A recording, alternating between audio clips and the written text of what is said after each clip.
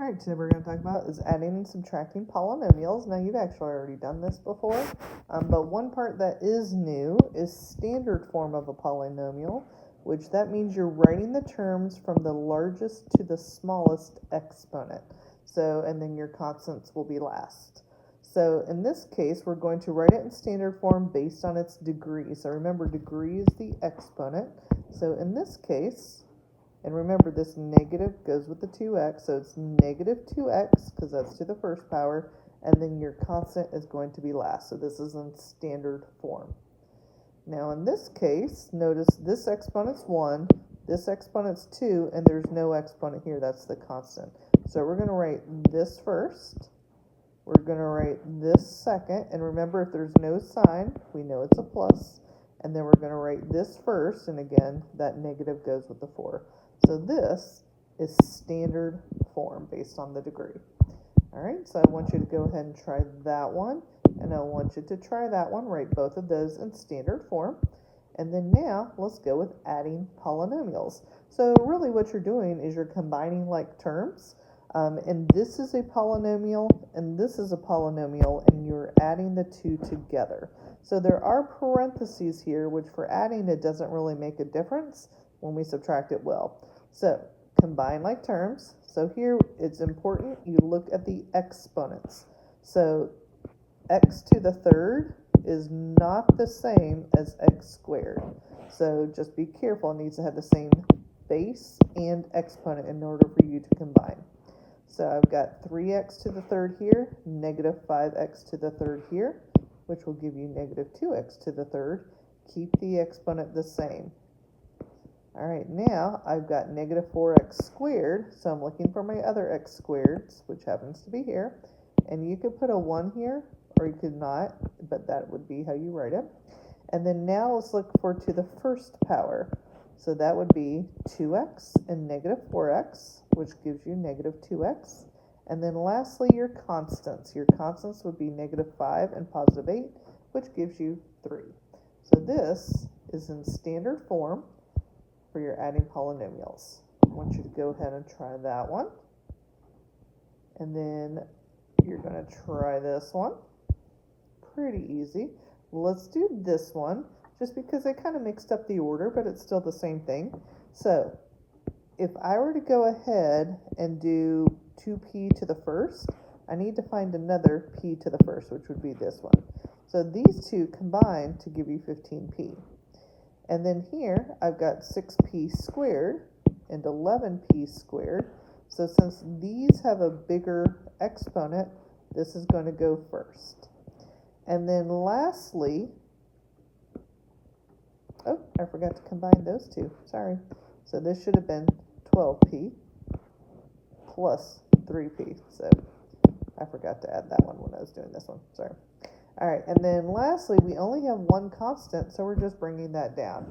Now remember, in order by degree, this one should be first, this one should be second, because that's a degree of 1, and then your constant is always last.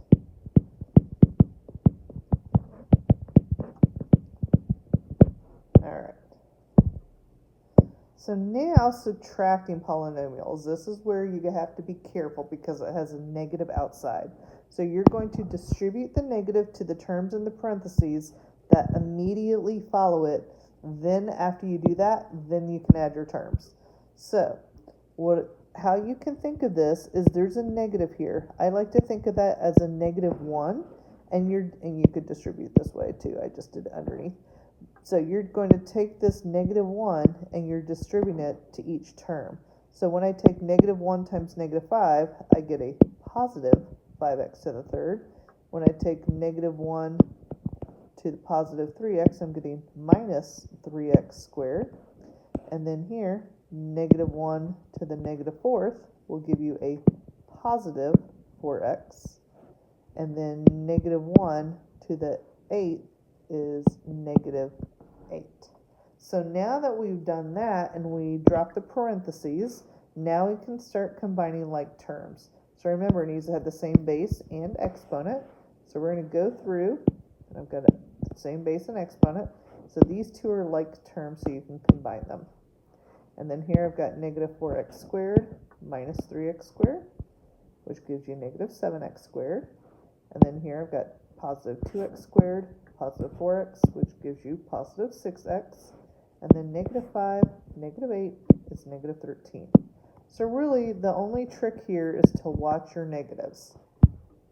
All right, so go ahead, try that one. And remember, that's technically a negative 1. You're multiplying that to each term and then combine them together. All right, so let's look here at this one. So again, I've got a negative separating them. So I'm going to make that a negative 1, and I'm going to distribute. So when I've got negative 1 times 7x squared, I get negative 7x squared. Negative 1 times 2x gives you a negative 2x. And then negative 1 times negative 7 gives you a positive 7.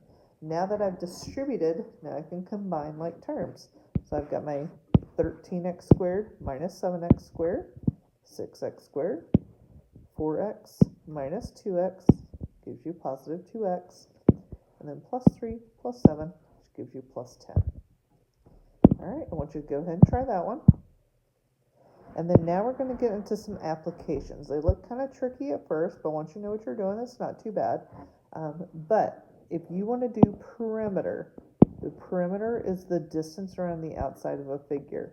So what you're going to do is you're going to take this side, you're going to add it to this side and to this side. And then once you've added it, notice it's all addition, so we don't have to worry about negative signs. Now we're just going to combine our like terms. Oops. And then that's it. That's your perimeter. So not too bad. All right, here, definitely draw a picture. What people forget to do with rectangles is they forget the other side. So the width of the rectangle is 3x plus 4. So that means this side is also 3x plus 4. And the length is x plus 6. So if this is x plus 6, remember, this side is also x plus 6. So we want to do the perimeter. So don't forget the other side. So we're going to go this side plus this side plus this side plus this side. All right, since we don't have to worry about any negatives, just combine like terms.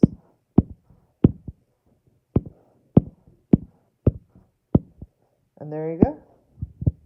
Perimeter is 8x plus 20. All right, now this one I drew a triangle for you, because that usually helps you to make sure you have all your sides. So the perimeter of the triangular part is 18x plus 5. So all of this equals 18x plus 5. But we just know two of the sides, so we want to figure out what the last part is. Well, what we can do is we can take the total and then subtract those two, and that's going to give you what's left. So let's go ahead, let's figure out what these two sides are. So I'm going to combine like terms. So I know your two sides are 8x plus 7, so I'm going to put that here. And then I know this was the total perimeter. And we're subtracting the two sides. So since we're subtracting the sides from it, remember it's going to be from all of it. So that's why we're putting in parentheses. So now let's distribute this negative 1 to each term. So you're going to get negative 8x minus 7. After you distribute the negative 1, you can drop the parentheses. And now let's combine like terms. And then this would be the third side. All right, so now I want you to try this one. I drew a picture for you to help you, but you're going to label 3 of the sides and to figure out the length of the 4th side. So go ahead, try that one. And then I want you to try this one also. And this one is very similar to this one, okay? And if you do it correctly, that should be your answer. Show your work. All right, and then last, you need a perimeter of a rectangular trailer. So make sure you draw a rectangle, and then you're going to figure out the rest based off of this. And if you did it correctly, you should get 4x plus 12. Oops, I forgot to tell you this answer should have been 21a minus 9 if you did it correctly. All right, and that is your adding, subtracting polynomials in standard form.